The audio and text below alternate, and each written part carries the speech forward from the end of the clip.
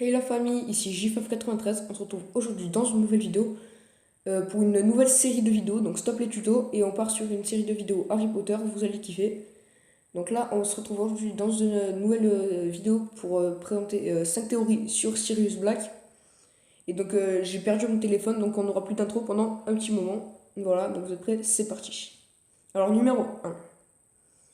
Alors Sirius Black, il est né le 3 novembre 1959 ou 1960, on ne sait pas trop, d'Orion et de Walburga Black. Il est l'aîné de deux fils, son frère cadet, il s'appelle Régulus.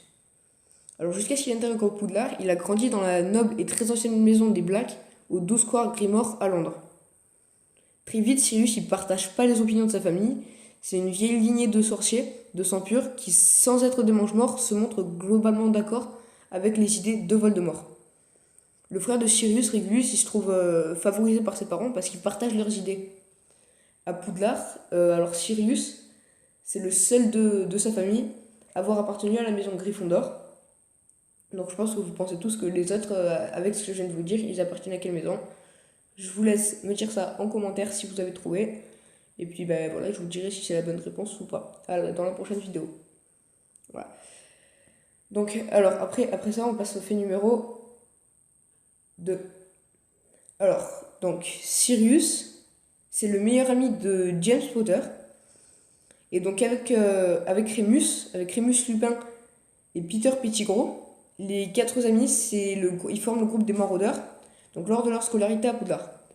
En parallèle, Sirius, James et Peter, ils apprennent à devenir des Animagi en 5e année. Donc sans se déclarer pour tenir compagnie sans risque à Rémus, euh, Sirius, il choisit de prendre l'apparence d'un grand chien noir, donc d'un loup-garou. Et donc après, ils se donnent tous des surnoms en lien avec leur métamorphose, donc Patmol pour Sirius, Corne de rue pour James, Lunar pour Rémus et Queue de verre pour Peter. Voilà. Donc après, donc les autres animagi, c'est James, il se transforme en cerf et Peter en rat. Numéro 3. Donc quand ils profitent quand ils sont dehors la nuit pour créer la carte du maraudeur. Donc grâce à la carte d'invisibilité de James, ils ensorcellent le vieux parchemin avec un sortilège d'homonculus qui permet à son utilisateur de suivre les déplacements de chaque personne présente dans le château. Alors Sirius et James, ils se disent eux-mêmes spécialistes en... Ils se disent eux-mêmes spécialistes en assistance aux maniganceurs de mauvais coups. Ils sont aussi très populaires auprès des autres élèves et aussi auprès des adultes, donc des professeurs. Ils sont également très brillants dans leurs études, même si ils se montrent parfois très, on va dire, hautains et arrogants, avec surtout avec Severus Rogue, donc qui est maître des potions à Poudlard. Enfin, qui sera maître des potions à Poudlard. Et il l'appelle Servilus. Il le martyrise, ce qui énerve vraiment beaucoup Lily Evans, donc qui est Lily Evans, vous le savez tous, la mère d'Harry Potter. Donc Rogue, en fait, il est persuadé que James et Sirius, ils cachent des choses et rôdent sans arrêt autour d'eux dans l'espoir d'obtenir une preuve de leur manigance et de les faire renvoyer de l'école.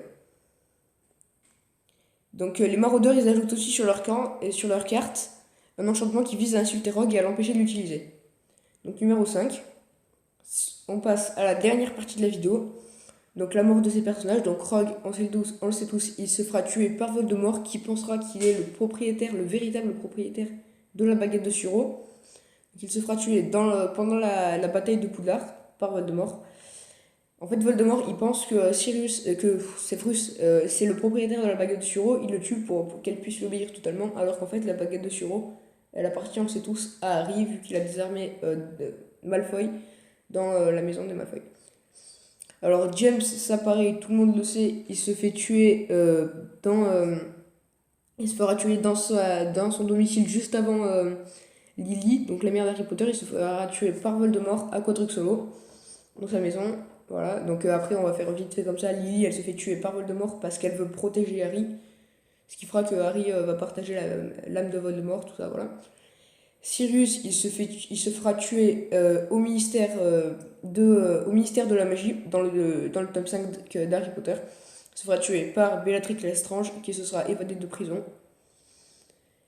Voilà, il se fera tuer au ministère de la magie, ce qui va décevoir Harry, ça va l'attrister complètement vu que c'était le dernier membre de sa famille, Sirius.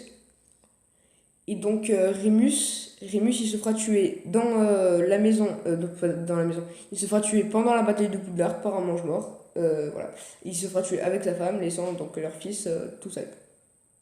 Voilà, donc écoutez les gens, on en a fini avec cette vidéo.